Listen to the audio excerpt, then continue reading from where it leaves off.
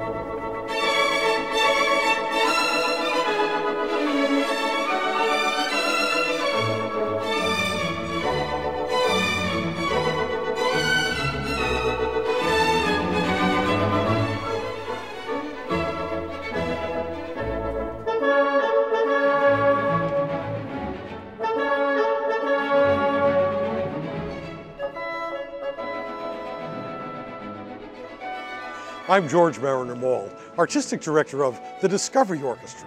Welcome back. And good news, you've arrived just in time for Brain Day here at Fall in Love with Music. Of course, when we're learning how to enhance our listening skills, it's always Brain Day. But this is special. Here's what I mean. We're guessing you may have seen this 9-dot puzzle before in your travels. And the question is, can you connect all 9 dots with only 4 straight lines and without taking your pen or pencil off the paper? If you want to try this at home, set up your dots on paper and give it a try. Ready?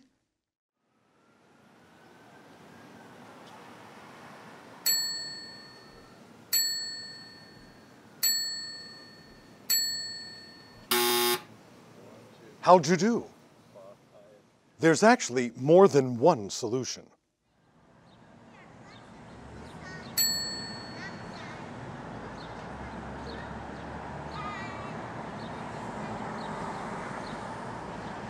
Okay, so maybe we should have called today Brain Stretching Day.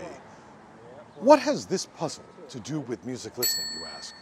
Well, solving this puzzle requires us to go outside real or imagined boundaries in our thinking, something that composers must do all the time in order to create one of their favorite musical devices, something we call effective surprise.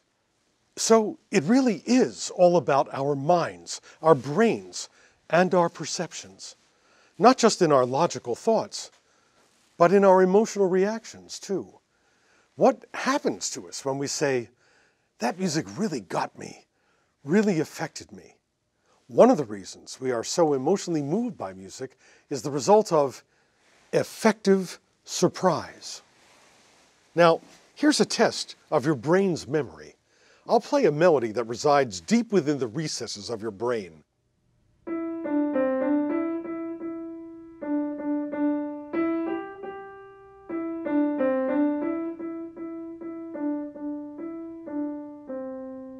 Sound familiar? Now let's give Mary and her lamb some harmonic support. I'll add some chords.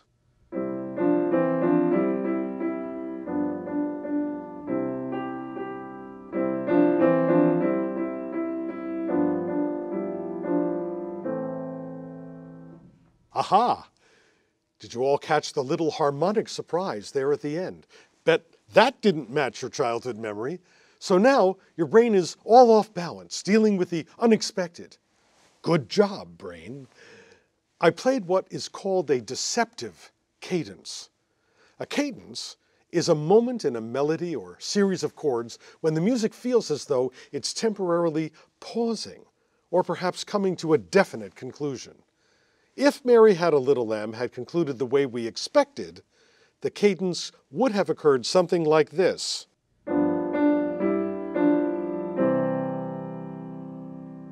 Very definitive. That's what you were expecting. But here again is the version that I played. It's a temporary landing. When a composer does that, the music suddenly feels like it's not over, like there's something more to come. It's an effective surprise. Listen to this Slovakian melody.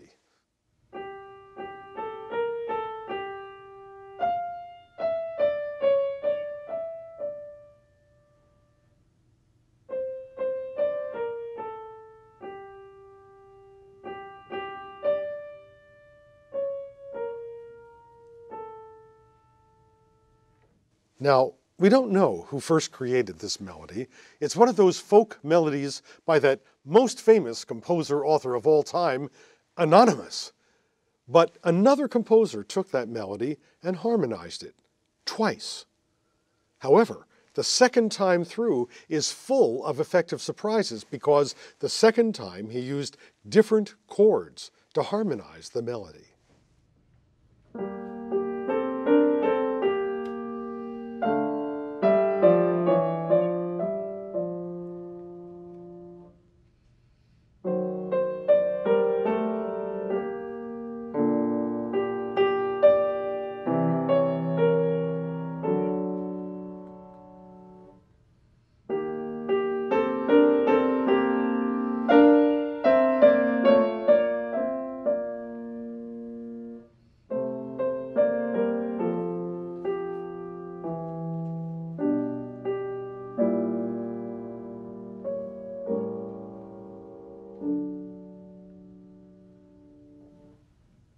Did you notice those changes?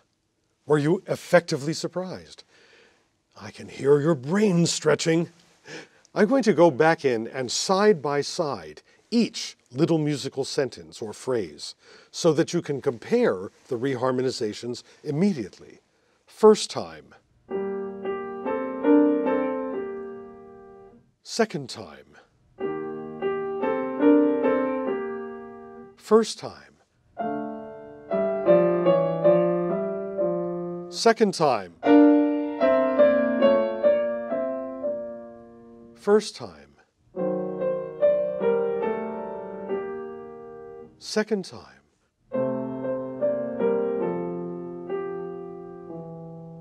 First time.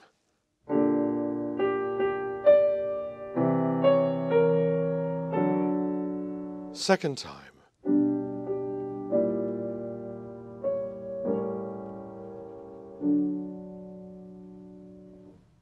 If we're really giving the music our undivided attention, not just hearing it, we can notice these subtle changes in the harmony when they occur. Each reharmonization elicits a different emotional reaction from us. Now, feel those differences as I play.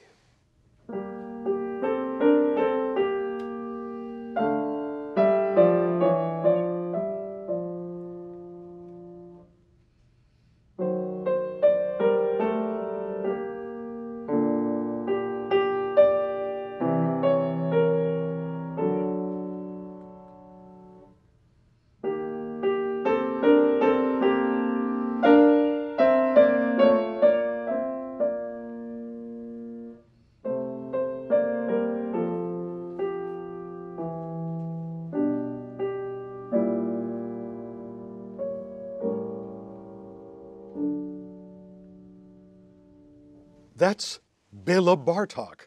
Can you believe the same composer who wrote this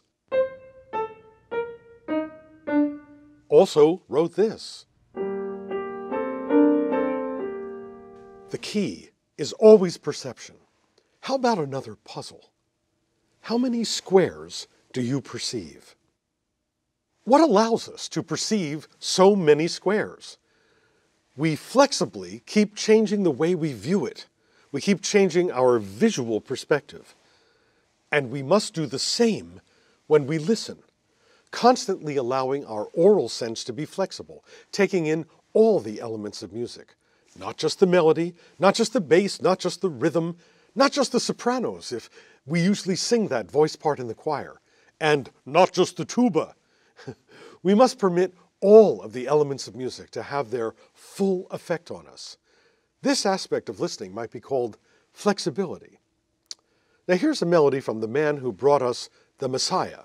Well, not literally the Messiah, but the composer who wrote the famous work Messiah, you know, the musical composition that contains the Hallelujah chorus. This melody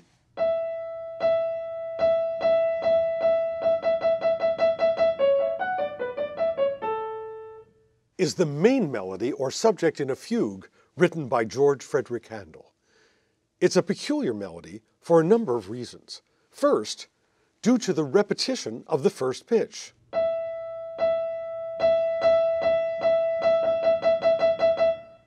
Also interesting is the mathematical relationship between the repeated pitches. They keep multiplying by a factor of 2, yet all occurring within a similar unit of real time.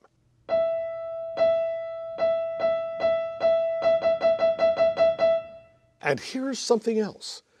That continuous repetition of the same pitch is almost annoying.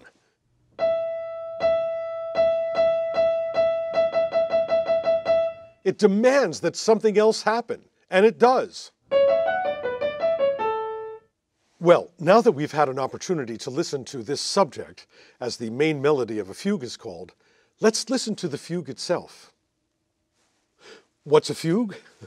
A fugue is a recipe for creating a movement or chapter of music written in contrapuntal or polyphonic texture, that's the separate, independent melodies played at the same time texture, in which the main melody, or fugue subject, is treated in an imitative fashion, like a round.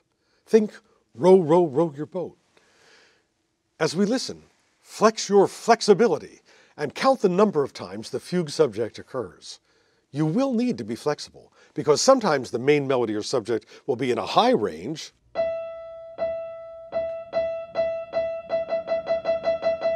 sometimes in a middle range, and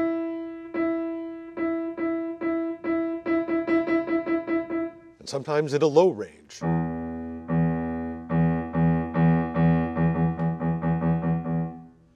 Are you ready to prove how flexible your listening faculty can be? Here goes.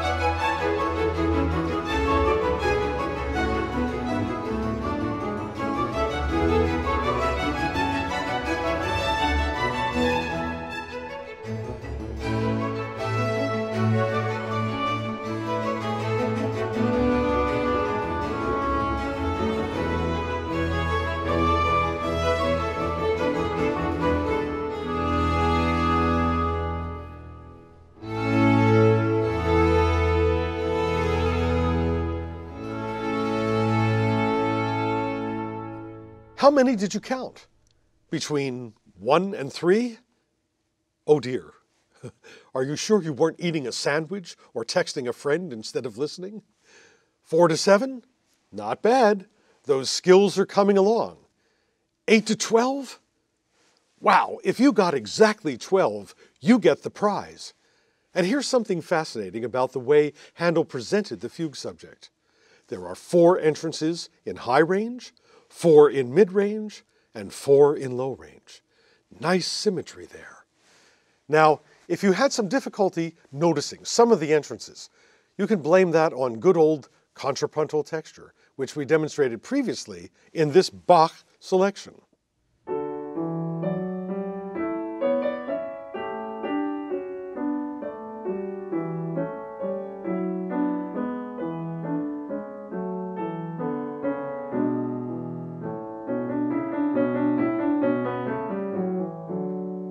Once Handel's fugue subject was first presented,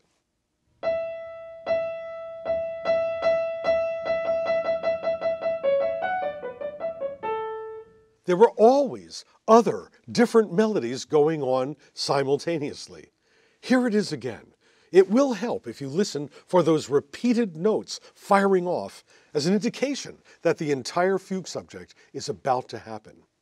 We'll provide on-screen graphics for you to focus your listening and reinforce the entrances of the fugue subject. Remember, be flexible.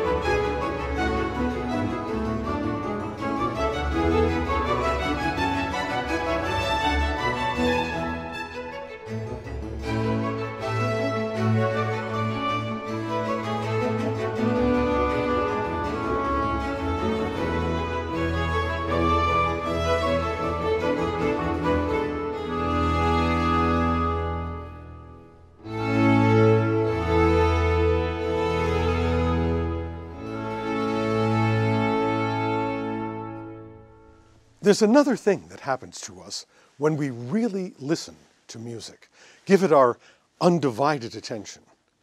We can experience tension and release. I know, maybe you're thinking, tension? Seriously? I want classical music to relax me.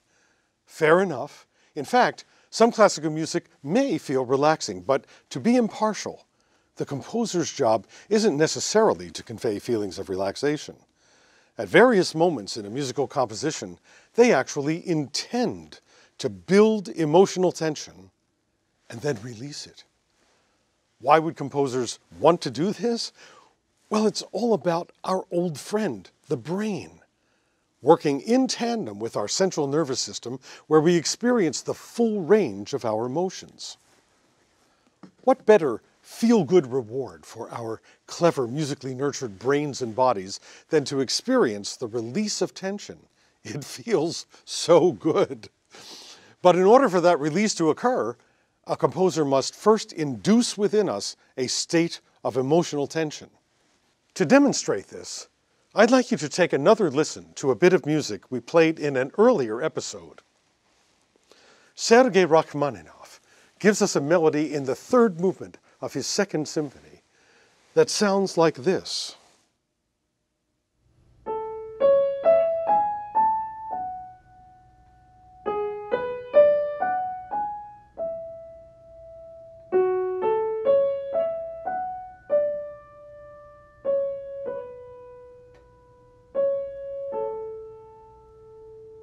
This melodic pattern gets a very thorough treatment in the first part of the movement. We encountered it a number of times, but then he veers away from this melody to some new ones. In a sense, he begins to withhold the first melody from us. Here's one of the new melodic patterns Rachmaninoff gives us.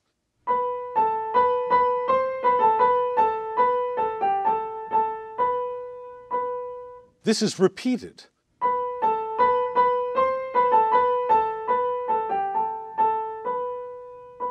Then he alters it slightly.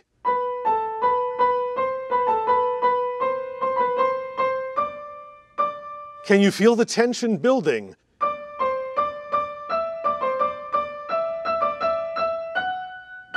Can you sense that this pattern is rising along with the tension? Now he gives us only half of this new pattern, played even higher and repeated.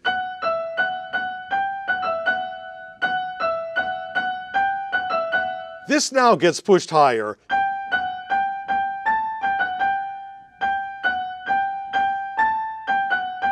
Are you tense enough yet?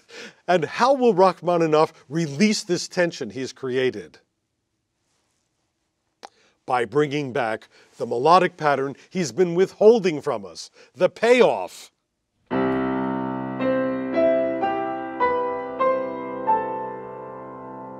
Let's listen to this entire passage, the build-up of the tension and the release, with the full symphony orchestra. Notice also the characteristic rich harmonies Rachmaninoff employs under this pattern.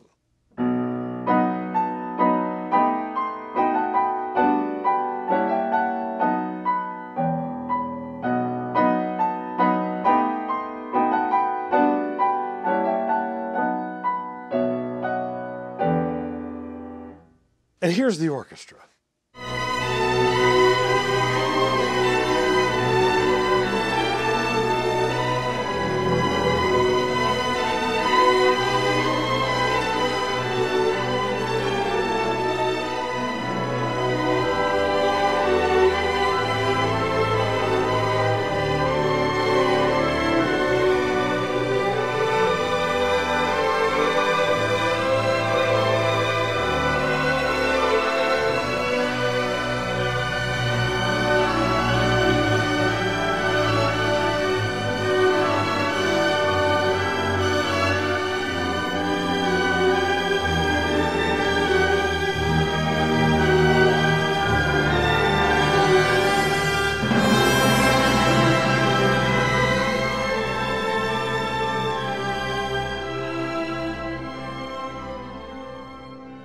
Our brain-stretching exercises, shifting our perceptions, thinking outside the boundaries and norms, all that open-mindedness and flexibility is what allows composers to enthrall us with effective surprise and tension and release.